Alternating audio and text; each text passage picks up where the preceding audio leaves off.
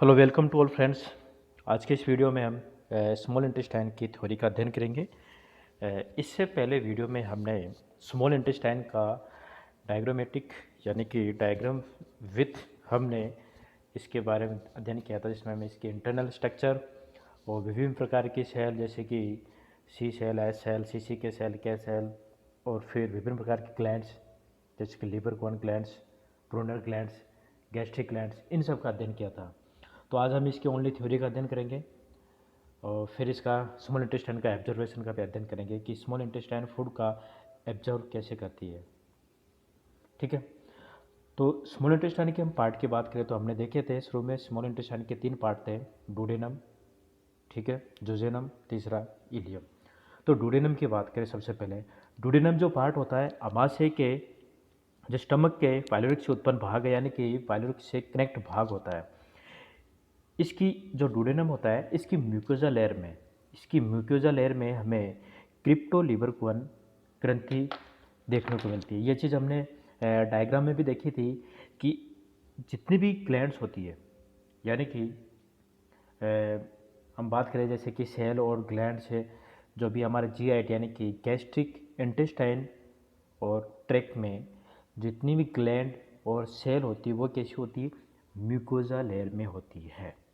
ये चीज़ हमने पिछले वीडियो में भी देखा था कि सभी ग्लैंड्स म्यूकोजा लेयर में उत्पन्न होती है। सिर्फ एक ग्लैंड्स होती है जिसे अपन कहते हैं ब्रूनर्स ग्लैंड्स। ये एकमात्र ग्लैंड्स होती है जो सब म्यूकोजा लेयर में होती है। यानी कि एकमात्र ग्लैंड सब म्यूकोजा ग्लैंड कौन सी है, ब्रूनर्स ग्लैंड्स। यानी कि सब म्यूकोजा लेयर में उत्पन्न होती है, एकमात्र ग्लैंड जो अंदर की गहराई तक जाती है जिसे अपन बोलते हैं ब्रूनर्स ग्लैंड्स।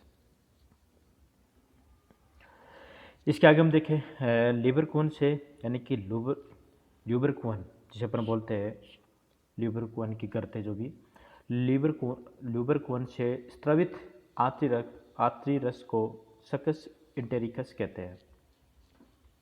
यानी कि जितने भी एंजाइम होते हैं, जितने भी आत्री रस होते हैं उसे अपन क्या बोलेंगे, सकस इंटेरिकस कहते हैं।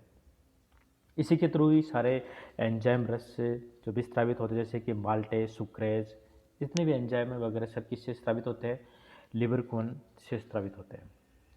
अब हमने ये भी देखो, ये जितने भी है ग्लैंड्स ये वगैरह सब डुडेनम के अलावा जोजेनम, इलियम में भी पाए जाते हैं, लेकिन इनकी क्वांटिटी इनमें कम होती है। सबसे अधिक क्वांटिटी डुडेनम में होती है जिसे अपन हिंदी में ग्रहणी बोले, और सबसे अधिक डाइजेशन भी यहीं पर होता है क्योंकि यहीं पर लीवर जूस का स्राव होगा, पेनक्रियाज का भी जितने भी हार्मोन वगैरह सब यहीं आकर मिलते हैं। तो सबसे अधिक डाइजेशन की क्रिया कहाँ पर होती है, डुडेनम में होती है। ठीक है, अब हम देखेंगे कि जो एंडोक्राइन सेल कौन कौन सी होती है, यानी कि जो डुडेनम होता है उसमें कितनी से कौन कौन सी सेल होती है जो हमारे जीआईटी को एक्टिवेट करती है या फिर एक्ट करती है उन पर, है ना। ठीक है, entero endocrine glands hormone release cell found in mucosa या म्यूकोजा ऑफ जीआईटी, यानी कि गैस्ट्रिक इंटेस्टाइन ट्रैक्ट में जो म्यूकोजा लेयर होती है उसमें ये हार्मोनल सेल होती है जो एक्ट करती है कि हार्मोन रिलीज करने के लिए। ठीक है, जिसमें हम सबसे पहले देखेंगे जी सेल के बारे में। देखो, जी सेल के बारे में बात करें तो रिलीज ऑफ हार्मोन गैस्ट्रिन, ये सेल जो होती है गैस्ट्रिक जी सेल, ये स्टोमक में होती है, ये रिलीज करती है गैस्ट्रिन हार्मोन और स्टिमुलेट्स गैस्ट्रिक ग्लैंड। और जब स्टमक का अध्ययन किया था तो उसमें हमें गैस्ट्रिक पिट दिखाई दिए थे, यानी कि गैस्ट्रिक ग्लैंड्स होती है उसको एक्टिवेट करती है, जिससे क्या रिलीज होता है, HCl व पेप्सिनोजन एंजाइम। ठीक है, HCl व पेप्सिनोजन हार्मोन वगैरह जब रिलीज करती है, कौन करती, जी सेल। एच सेल के बारे में बात करें तो रिलीज हार्मोन सिक्रेटिन, ये हमने डायग्राम में देख ही लिया था कि जब डुडेनम का जो पार्ट होता है, डुडेनम यानी कि जो स्मॉल इंटेस्टाइन का पार्ट होता है, तो वहीं पर ये एच सेल होती है और एक हार्मोन रिलीज करती है जिसे अपन सिक्रेटिन कहते हैं, और goes to pancreas stimulated to release HCO3, यानी कि बाइकार्बोनेट को रिलीज करती है कौन, एच सेल। ठीक है, नेक्स्ट सेल की बात करें, सीसी के सेल। देखो, सीसी के सेल की बात करें तो रिलीज हार्मोन पेनक्रियाज यानी कि इसके द्वारा जो हार्मोन रिलीज होगा वो क्या करेगा, पेनक्रियाज एंड गॉल ब्लैडर में जो भी होते हैं, यानी कि पेनक्रियाज और गॉल ब्लैडर को stimulated release enzyme bile juice. कहने का मतलब यह है कि सीसीके एक ऐसी सेल होती है, यानी कि जितनी बड़ी सेल इसके उतने बड़े कार्य है। ये क्या करती है, एक तो पेनक्रियाज में एंजाइम को रिलीज करने का एक कार्य करती है। सीसी जो एस सेल थी ये मात्र सिर्फ पेनक्रियाज में बाइकार्बोनेट को रिलीज करने का कार्य करती है। जैसे ही बाइकार्बोनेट रिलीज होता है तो हमने देखा था कि HCl के अगर हम पीएच की बात करें स्टमक में तो 1.8 होता है, लेकिन स्मॉल इंटेस्टाइन में होते ही 7.8 हो जाता है। क्यों होता है, क्योंकि बाइकार्बोनेट प्लस बाइल जूस की वजह से ये में हमारे पीएच जो भी होता है कम से डिक्रीज इंक्रीज होने लगता है, जिससे हमारे पीएच एक्सारीन में बदल जाता है। क्यों हो जाता है, क्योंकि सीसी के सेल क्या करती है, दो प्रकार का कार्य करती है। पहले कार्य क्या है कि पेनक्रियाज को स्टिमुलेट करेगी तो एंजाइम रिलीज करेगी, ठीक है। दूसरी बात, ये गोल ब्लैडर को एक्टिवेट करेगी तो क्या होगा, इसमें कॉन्ट्रैक्ट होगा, कॉन्ट्रैक्शन के बाद क्या होगा, इसमें बाइल जूस रिलीज होता है, ठीक है भाई। ये हो गया सीसी के सेल का कार्य। के सेल की बात करें, के सेल ये सब डूडेनम में पाई जाती है। हालांकि सेल इंटेस्टाइन के सभी पार्ट में होती है, लेकिन सबसे अधिक क्वांटिटी यहीं होती है, सबसे अधिक कार्य भी यहीं होता है। और जितने भी पार्ट हो जैसे कि स्मॉल इंटेस्टाइन के जुजेनम इलियम इनमें कम मात्रा पाई जाती है। ये क्या करती है, एक हार्मोन रिलीज करती है, रिलीज हार्मोन GIP, यानी कि गैस्ट्रिक इनहिबिटरी पेप्टाइड। ये क्या कार्य करेगी, देखो इसका कार्य क्या है। ये करती है रिलीज हार्मोन GIP, यानी कि गैस्ट्रिक इनहिबिटरी पेप्टाइड। ये करती है स्टमक में, हमने देखा था कि जो गैस्ट्रिन हार्मोन था उसको क्वांटिटी को कम करती है, कि जैसे ही क्वांटिटी कम होगी, यानी कि जैसे वो गैस्ट्रिन हार्मोन कम हो जाएगा तो HCl की मात्रा भी क्या हो जाएगी, यानी कि क्या करेगी, गैस्ट्रिन गैस्ट्रिन को कम करने का कार्य करती है, या फिर गैस्ट्रिन को एकदम से कम कर देती। क्यों कर देती, क्योंकि ये कब करती है, जब स्टमक में फूड नहीं होता है। स्टमक में फूड नहीं होने की कंडीशन में के सेल GIP एक्टिवेट करती है और तो गैस्ट्रिन रिलीज कम होता है, और रिलीज कम होगा तो HCl की मात्रा भी कम होगी, यानी कि न के बराबर HCl स्त्रावित होगा, ठीक है। ये चीज़ देखी थी हमें स्मॉल इंटेस्टाइन में इंटरनल में क्या क्या सेल पाई जाती है, ठीक है भाई। हाँ जी, अब हम देखेंगे कि जो स्त्रावी कोशिकाएं थी, जितने भी सेल्स होती है, इसके द्वारा उत्पन्न जितने भी एंजाइम थे उन सब का अध्ययन करेंगे। क्योंकि हमने देख ही लिया था कि जो ल्यूबर कोन था तो उसके द्वारा विभिन्न प्रकार के एंजाइम वगैरह रिलीज हो रहे थे। तो ये वही थे जिसे अपन एक साथ पूरा सभी एक साथ मिलकर बोले तो सकस एंटेरिकस कहते हैं, जिसके द्वारा विभिन्न प्रकार के एंजाइम रिलीज हो रहे थे। तो ये एंजाइम क्या करेंगे, क्योंकि हमने आगे इससे पहले हमने देख ही लिया था फूड का कहाँ कहाँ डाइजेशन हो रहा था, स्टमक में हमने देख ही लिया था, माउथ में हमने देख ही लिया था। इसके बाद हम देखेंगे नेक्स्ट वीडियो में कि पेनक्रियाज और लीवर का अगले वीडियो में देखेंगे। फिलहाल हम देखेंगे कि स्मॉल इंटेस्टाइन का किस प्रकार से डाइजेशन होता है फूड का। ये कि जितने भी एंजाइम होते हैं, जैसे कि प्रोटीन की बात करें तो प्रोटीन आएगा, तो प्रोटीन को कौन क्या करेगा, एमिनोपेप्टाइडेज। एमिनोपेप्टाइडेज एक एंजाइम होता है जो क्या करता है, एमिनोपेप्टाइड को एक एमिनो एसिड को क्या करता है, अलग करता है, तो क्या प्राप्त होगा अपन को, डाईपेप्टाइडेज प्राप्त होता है। यानी कि प्रोटीन को किस में तोड़ेगा, डाईपेप्टाइड में, ठीक है। इसी के साथ अगर अपन बात करें कार्बोहाइड्रेट की, तो कार्बोहाइड्रेट की अपन बात करें तो कार्बोहाइड्रेट में हमें कई चीज़ें देखने को मिलती है, जैसे कि माल्टोज हुआ, सुक्रोज हुआ, लैक्टेज हुआ। इससे पहले हमने माउथ में भी कार्बोहाइड्रेट का देखा था, डाइजेशन कार्बोहाइड्रेट का माउथ में भी हो रहा था, वहाँ सिर्फ कमी होता है। यहाँ पर हम देखेंगे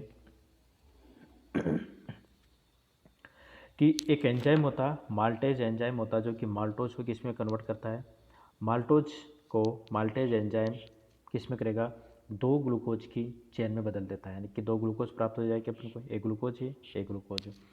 सुक्रोज जो था कार्बोहाइड्रेट में ही चीज़ें आती है, सुक्रोज को सुक्रेज एंजाइम ग्लूकोज व फ्रक्टोज में कन्वर्ट कर देता है। लोग लैक्टोज को लैक्टेज एंजाइम ग्लूकोज व ग्लैक्टोज में बदलने का कार्य करता है। ये तो हो गया हमारे कार्बोहाइड्रेट का पाचन। देखो प्रोटीन का हमारा क्या हो गया, डाईपेप्टाइड में, कार्बोहाइड्रेट हमारे टूट गए। इसी के साथ अगर हम लिपिड की बात करें, क्योंकि फैट भी तो आएगी बॉडी में फूड के साथ, तो फैट का क्या होगा कि जो मोनोग्लिसराइड जो फैट होती है, क्योंकि यहीं पर जो पाचन होता है मोनोग्लिसराइड का, वो किस में प्राप्त होती है अपन को? लाइपेज में।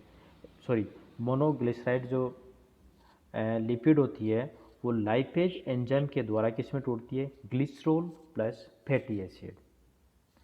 ये अपन को स्मॉल इंटेस्टाइन में देखने को मिल रहे हैं।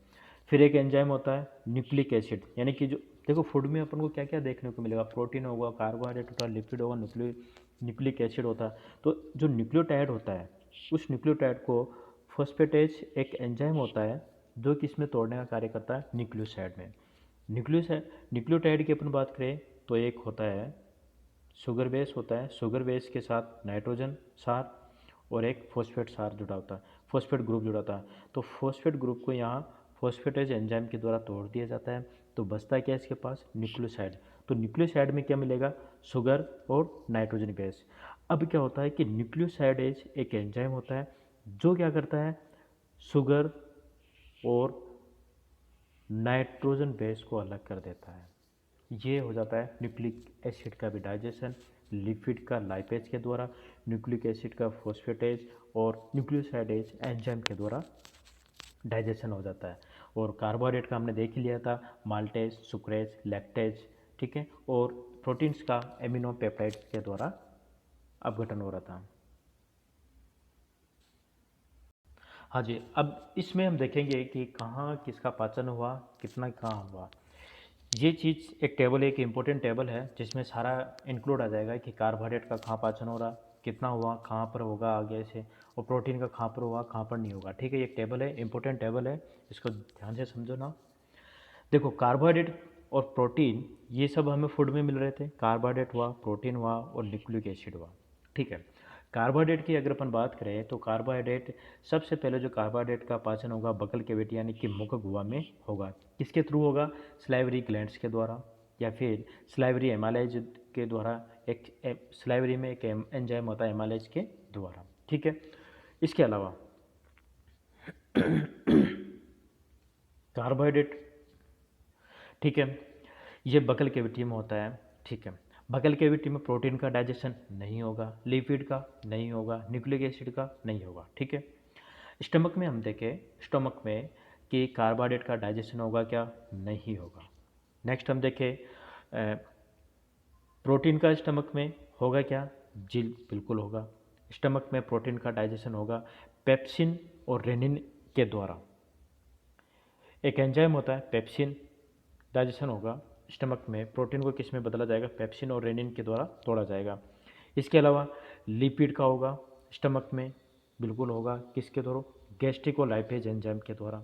ठीक है, न्यूक्लिक एसिड का नहीं होगा। नेक्स्ट हम देखें, देखो पेनक्रियाज में कार्बोहाइड्रेट का पाचन होगा, तो पेनक्रियाज एमालाइज के द्वारा होगा। ठीक है, इसके अलावा प्रोटीन का पाचन होगा ट्रिप्सिन। ये प्रोटीन किस में बदलेगा अपन को? इसमें हम देखें किस में? पेनक्रियाज में।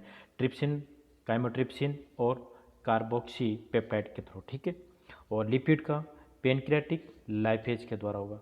और न्यूक्लिक एसिड सबसे पहले जो न्यूक्लिक एसिड का डाइजेशन कहाँ होगा? पेनक्रियाज में। स्मॉल इंटेस्टाइन की बात करें तो स्मॉल इंटेस्टाइन में जो कार्बोहाइड्रेट का पाचन होगा सक्कस एंटेरिकस, जो हमने देखा था, हमने पढ़ा ही था अभी थोड़ी देर पहले कि सक्कस इंटेरिकस के थ्रू एक विभिन्न प्रकार के एंजाइम रिलीज होते हैं। कौन कौन से? माल्टेज हुआ, सुक्रेज हुआ और लैक्टेज हुआ। ये कार्बोहाइड्रेट का डाइजेशन करेंगे। इसके साथ ही प्रोटीन की बात करें तो प्रोटीन को तोड़ने के लिए अमीनो पेप्टाइडेज, इसके अलावा डाईपेप्टाइडेज। अमीनो पेप्टाइडेज एक अमीनो एसिड, डाईपेप्टाइडेज में दो अमीनो एसिड का निर्माण होता है।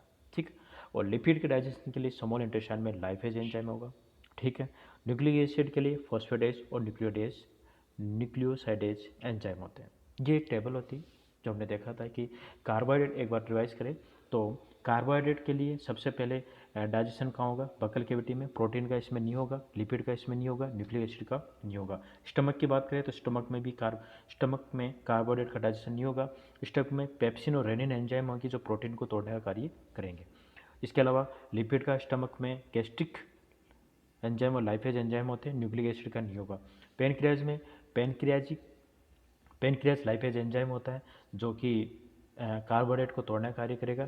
और ट्रिप्सिन की बात करें तो इसमें प्रोटीन की बात करें तो पैनक्रियाज में ट्रिप्सिन, काइमोट्रिप्सिन और कार्बोक्सीपेप्टाइड होता है। इसके अलावा लिपिड की बात करें तो पैनक्रियाटिक लाइपेज होता है और न्यूक्लिक एसिड को तोड़ने के लिए न्यूक्लिडेज एंजाइम होता है, न्यूक्लिएज। स्मॉल इंटेस्टाइन में हमने देख लिया था सेकेंडरिकस, माल्टेज, सुक्रेज, लैक्टोज, और इसमें एमिनोपेप्टाइडेज, डाइपेप्टाइडेज और लाइपेज और फॉस्फेटेज और न्यूक्लियोसाइडेज। ये हमने स्मॉल इंटेस्टाइन के पार्ट देखे थे। इसमें दूसरे पार्ट की अपन बात करें तो जुजेनम और तीसरा इलियम पार्ट है। ठीक, जुजेनम की अपन बात करें सबसे पहले, जुजेनम यह छोटी आंत का सबसे लंबा भाग है और भोजन अवशोषण का मुख्य स्थल है, जैसे कि शुगर हुआ, प्रोटीन हुआ, फैट है, एब्जॉर्बेशन, यानी कि सारा एब्जॉर्बेशन कहाँ हो रहा है, डाइजेशन डोडेनम और ऑब्जर्वेशन जुजेनम। इलियम की बात करें तो इस भाग में पित्त लवण, ये हमने देखा था, लीवर का भी अध्ययन नहीं किया, लेकिन हमने बेसिकली देखा हुआ था कि बाइल सॉल्ट का जो फॉर्मेशन कहाँ हो रहा है, लीवर में हो रहा है, गोल ब्लड में। पित्त लवण और विटामिनों का अवशोषण कहाँ हो रहा है, इलियम में हो रहा है। इलियम का अंतिम सिरा बड़ी आंत्र में खुलता है। इसकी द्वार की सुरक्षा इलियोसिकल यानी कि अवरोधनी वाल करता है। यानी कि कुल मिला के इलियम व लार्ज इंटेस्टाइन का जो पार्ट जुड़ता है उसे अपन बोलते हैं इलियोसिकल अवरोधनी। अब हम देखेंगे सबसे इम्पोर्टेंट चीज़ जिसके लिए हम पूरा डाइजेशन सिस्टम पढ़ते हैं कि एब्जॉर्वेशन किस प्रकार से होता है। ठीक है, कि the absorption surface of small intestine, यानी कि स्मॉल इंटेस्टाइन में एब्जॉर्वेशन किस प्रकार से होता है, यानी कि फूड का डाइजेशन तो हो जाता है, लेकिन अवशोषण किस प्रकार से होता है, इस चीज़ को हम समझते हैं। इस प्रक्रिया को, ये काफ़ी इंपॉर्टेंट प्रक्रिया है, क्योंकि इसी के लिए हम समझते हैं कि एब्जॉर्वेशन होता है क्या, लेकिन हमें पता ही नहीं किस प्रकार से होता है प्रोसेसिंग। ठीक है, स्टार्ट करते हैं हम। जैसे कि हमने देखा था कि स्मॉल इंटेस्टाइन के इंटरनल पार्ट को हमने जब, जैसे कि स्मॉल इंटेस्टाइन है, ठीक है, ये स्मॉल इंटेस्टाइन का हमने टीएस लिया, ये हमने संरचना दिखाई दी थी, इसे हमने बोला था प्लेकी सर्कुलेरिस, ये वाला जो पार्ट है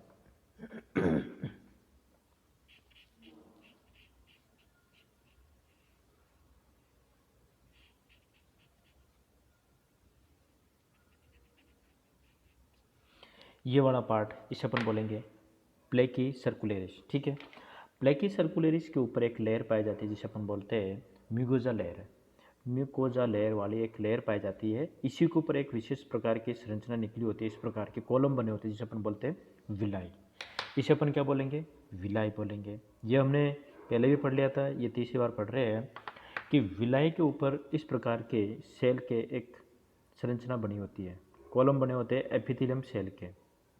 ठीक है, इसे अपन बोलते हैं ब्रश बॉर्डर सेल। ठीक है,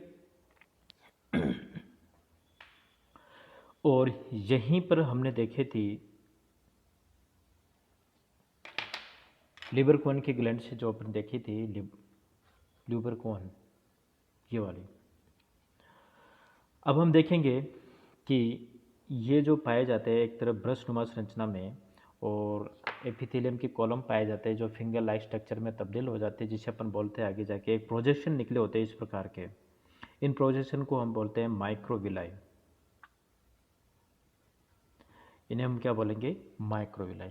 अब हम क्या करेंगे, इस वाले पोर्शन को, यानी कि जो ब्रश बॉर्डर सेल है या फिर जो माइक्रोविलाई है या एक विलाई है, इसको हम बाहर निकालते हैं। इस विलाई को हम बाहर निकालते हैं तो ये जो संरचना हमें इस प्रकार से दिखाई देती है। ये म्यूकोजा लेयर थी, अपन ने देखा था कि म्यूकोजा लेयर है। म्यूकोजा लेयर में ये इस प्रकार के जो प्रोजेक्शन निकले होते हैं, इसे अपन ने क्या नाम दिया था, माइक्रोविलाई दी थी। यानी कि जो प्रोजेक्शन निकले हुए, इसे अपन ने क्या नाम दिया, माइक्रोविलाई दी। ठीक है भाई, इसके बाद ये वाली संरचना आपको दिखाई दे रही है, इसे अपन बोलते हैं ब्लड वेसल्स, जो कि सब म्यूकोजा लेयर से निकलती है। सब म्यूकोजा लेयर से ये ब्लड वेसल्स निकलती है, और ये जो दिखाई दे रही है आप लोगों को, ये संरचना, इसे अपन बोलते हैं लिम्फ वेसल्स, या फिर लिम्फ वेसल होती है, इसे लैक्टियल ट्यूब बोलते हैं। एक संरचना निकली होती है जिसे लैक्टियल ट्यूब कहते हैं। होता है क्या प्रोसेस, समझो। म्यूकोजा लेयर में ये प्रोजेक्शन निकले होते हैं, इसे ब्रश बॉर्डर सेल बोलते हैं या फिर माइक्रोविलाई कहते हैं। ठीक है, अब क्या होता है कि सब म्यूकोजा से एक ब्लड वेसल्स निकलती है, ब्लड वेसल्स निकलती है तो ये क्या करती है, यहाँ से ऑक्सीजन लेके ये जो विलाई होते हैं या फिर सॉरी ये जो प्रोजेक्शन या माइक्रो विलाई होती है इनको ऑक्सीजन देने का कार्य करती है। ठीक है, फिर यहाँ से डीऑक्सीजनेट होकर ये यहाँ से जब ब्लैक से दर्शा रखा डीऑक्सीजनेट तो कहाँ पर मिल जाती है, वेन में आके चली जाती है। ठीक, अब आप देखोगे कि फूड आ कहाँ से रहा। अब हमने देखा था ये पूरा इस चीज़ को हम देखें तो ये स्मॉल इंटेस्टाइन है। ठीक है, स्मॉल इंटेस्टाइन है, ये स्मॉल इंटेस्टाइन का गट है जिसे अपन बोलते हैं लूमेन। लूमेन में ये डाइजेस्ट फूड आता है, जैसे कि बकल कैविटी से आया, स्टमक में आया, फिर स्मॉल इंटेस्टाइन में क्या हो रहा हुआ उसका डाइजेशन हो रहा। यहाँ पर एक तरह से काइल तैयार हो गया, अपने फूड का लास्ट रूप काइल हो गया।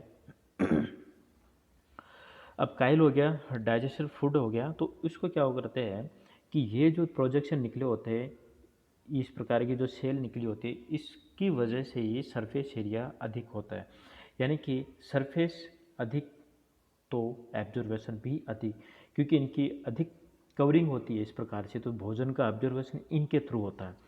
तो डाइजेशन यानी कि जो डाइजेटिव फ्लूइड फूड होता है वो इन प्रोजेक्शन के थ्रू कहाँ जाता है, ब्लड वेसल्स में चला जाता है, तो हमें फूड मिल रहा है।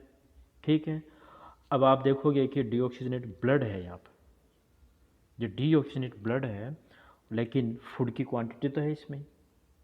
ठीक है, कुछ फूड ये जो दिखाई दे रही है आपको, इसको अपन अगर हम कलर से दर्शाए तो येलो कलर में जो दिखाई दे रही है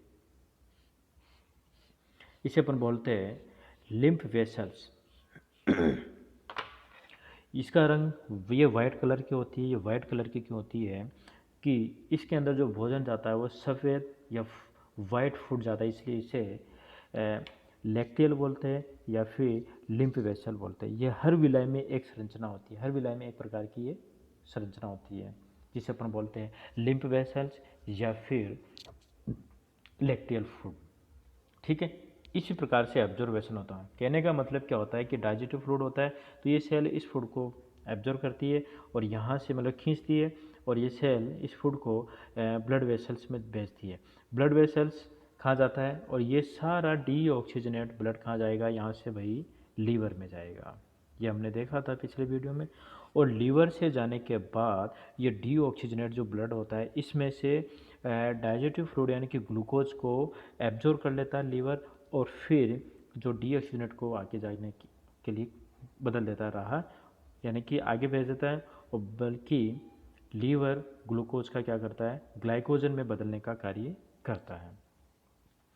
ठीक है, ये हमने एब्जॉर्वेशन की क्रिया होगी, जितना सरफेस उतना ही फूड एब्जॉर्वेशन। ठीक है, अब दिमाग में ये भी आ रहा होगा कि एब्जर्वेशन के लिए सेल में किस प्रकार से ट्रांसपोर्ट होता है, तो इस चीज़ के लिए भी, हालांकि इसमें है नहीं लेकिन फिर भी हम इस चीज़ को समझ लेते हैं कि types of trans across of membrane.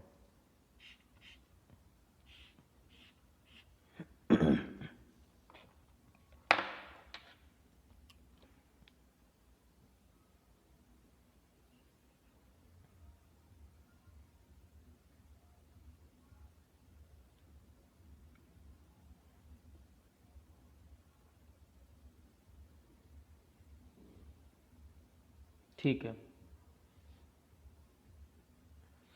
देखो होता क्या है,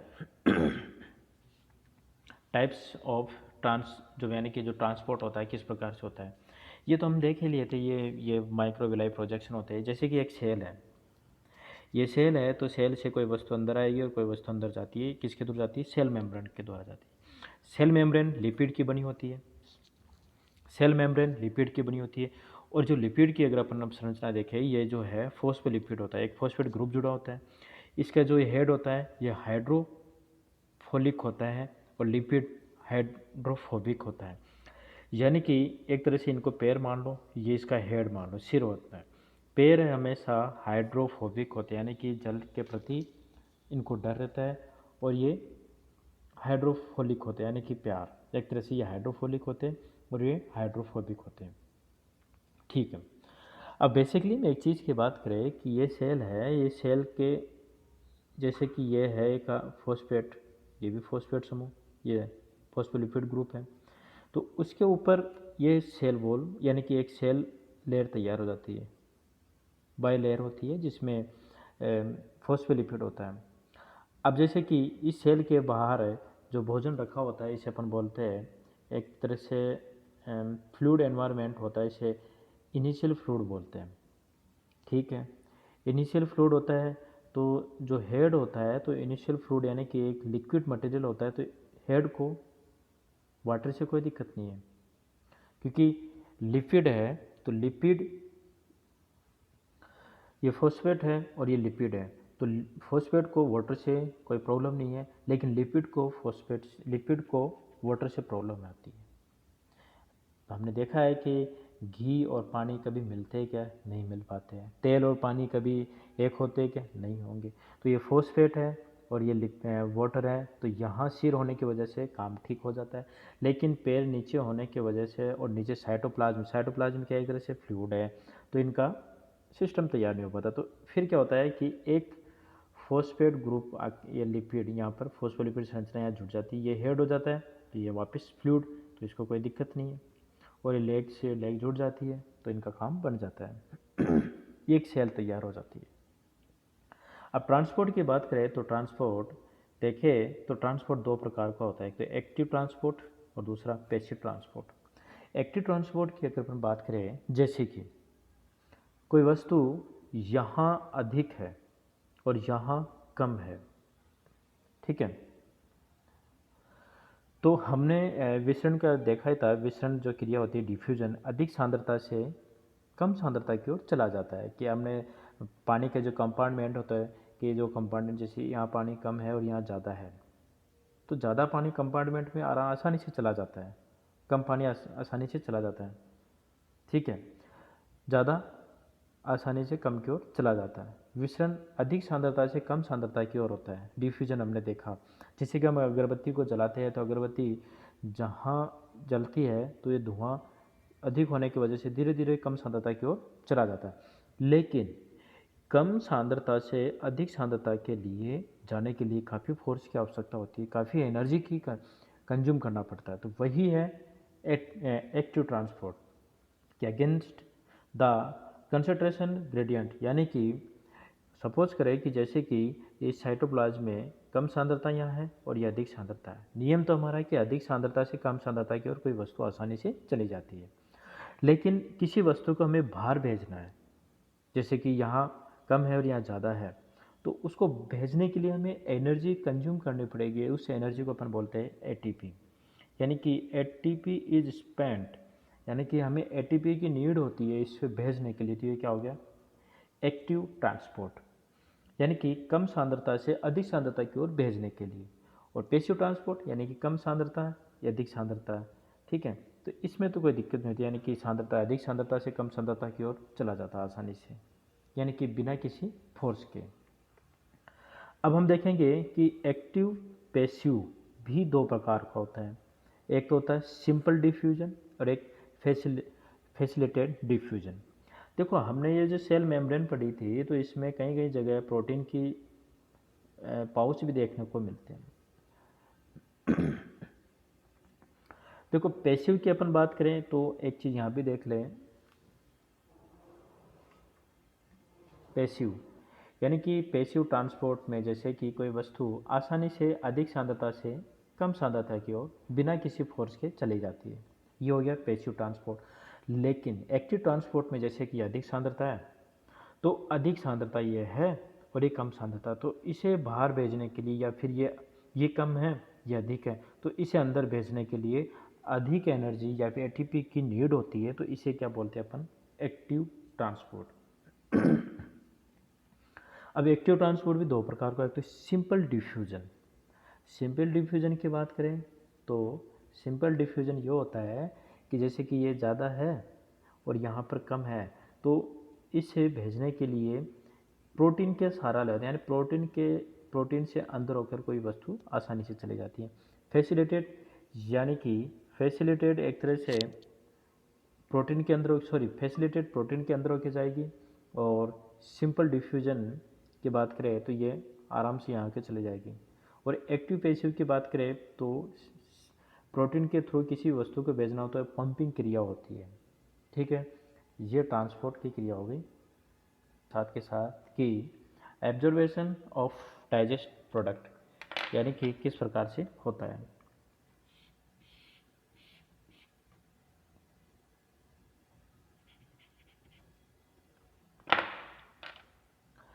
जैसे कि ग्लूकोज का हमने देख लिया था कि ग्लूकोज का एब्जॉर्वेशन किस प्रकार से होगा, ये हमने देख लिया। प्रोजेक्शन निकले थे माइक्रोविलाई द्वारा, ये जाता है कैसे जाता है, ग्लूकोज यहाँ से एंटर करेगा एक्टिव के थ्रू, ठीक है, एक्टिव एनर्जी के थ्रू, यानी कि एटीपी खर्च करके ग्लूकोज किस में जाएगा, माइक्रोविलाई यानी कि प्रोजेक्शन में जाएगा। और फिर यहाँ से फिर पैसिव के रूप में ये हमने देखे थे क्या, विलाई, ठीक है। विलाई के बाद हमने ब्लड वेसल्स, ये विलाई, ये ब्लड वेसल्स और ये लैक्टियल लिम्फ वेसल। इस प्रकार से भोजन एब्जॉर्वेशन होता है कि ग्लूकोज एक्टिव के थ्रू अंदर जाएगा और पैसिव अंदर से पैसिव के रूप में विलाई में और ब्लड वेसल्स और फिर लैक्टियल सेल द्वारा एब्जॉर्ब कर लिया जाता है। एमिनो एसिड भी इस तरह से एक्टिव के रूप में जाएगा इंटर और पैसिव के रूप में अंदर घुसेगा। फ्रक्टोज फैसिलिटेट के रूप में अंदर जाता है और glycerol fatty acid simple diffusion के द्वारा जाता है, ठीक है।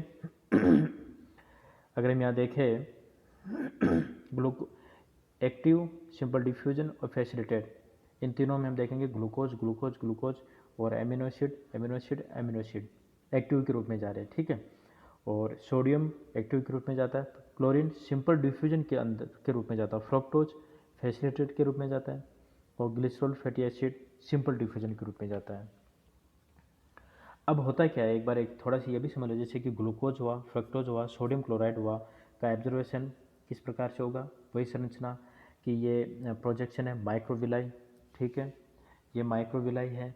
और माइक्रोविलाई के बाद ये फूड किस में जाएगा, विलाई, विलाई से ब्लड वेसल्स और फिर जो सफ़ेद वाइट फूड होता है लैक्टियल सेल द्वारा। लेकिन ग्लिसरॉल फैटी एसिड का एब्जॉर्वेशन इस प्रकार से नहीं होता है। इसका क्या होता है कि जैसे कि ग्लिसरॉल फैटी एसिड है, ठीक है, ये ग्लिसरॉल फैटी एसिड है। इससे क्या होता है कि इसको अंदर भेजने के लिए एक विशेष प्रकार के बाइल साल्ट की ज़रूरत होती है। क्यों होता है, क्योंकि जो हमने देखा था कि फैट होती है, पिछली वीडियो में हमने देखा था, थोड़ी देर पहले देखा था कि जो फैट होती है उसे वाटर से हाइड्रोफोबिक होती है, यानी कि जो फैट होती है हाइड्रोफोबिक होती है, फैट हाइड्रोफोबिक होती है। तो हाइड्रोफोबिक होने के कारण ये आगे प्रोसेस नहीं कर पाती है। तो इसके लिए क्या होता है कि बाइल सॉल्ट होती है, बाइल सॉल्ट यानी कि जो बाइल सॉल्ट हमने देखा था पित्ताशय द्वारा रिलीज होता है, तो ये क्या करती है, एक विशेष प्रकार की संरचना तैयार कर देती है इसके चारों ओर, एक प्रोजेक्शन तैयार कर देती है जिसे अपन बोलते हैं मिसेली या फिर मिसेल। इस मिसेल के थ्रू ये भोजन कहाँ जाता है, इस माइक्रोविलाई के अंदर जाता है। और ये अंदर यानी कि एक तरह से बोर्ड के रूप में सारे साथ मिलकर इसे अंदर ले जाते हैं और ये मिसेल जो भी बाइल साल्ट बाहर रह जाता है। और जैसे ही अंदर जाती है क्या फैट, तो अंदर वापस वही साइटोप्लाज्म होता है। लेकिन साइटोप्लाज्म तो होता है, साथ में इसके ऊपर क्या हो जाती है, एक प्रोटीन की कोटिंग हो जाती है जिसे अपन बोलते हैं काइलोमाइक्रोन, जिसके द्वारा ये वापस सेफ हो जाता है और फिर इसे डायरेक्ट लिम्फ द्वारा एब्जॉर्ब कर लिया जाता है। ये प्रोसेस है एब्जॉर्वेशन ऑफ डाइजेस्ट प्रोडक्ट की। आई होप कि आप लोगों को मेरी वीडियो पसंद आ रही होगी, इसलिए जितना हो सके शेयर और लाइक और सब्सक्राइब करिएगा। धन्यवाद।